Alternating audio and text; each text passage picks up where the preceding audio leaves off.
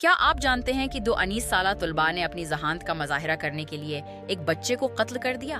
یہ 1924 کی بات ہے۔ شکاگو یونیورسٹی کے امیر گھرانوں کے 2 طلباء نیتھن لیوپولڈ اور رچرڈ لویب نے 14 سالہ بابی فرینکس کو اغوا کر کے قتل کر دیا۔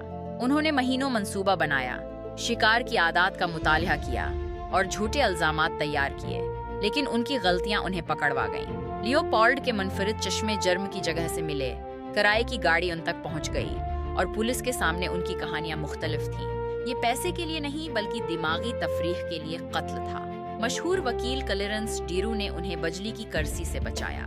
عدالت میں پہلی بار نفسیاتی گواہی پیش کی گئی۔ ڈیرو کی 12 گھنٹے کی تقریر نے انہیں موت سے بچا لیا۔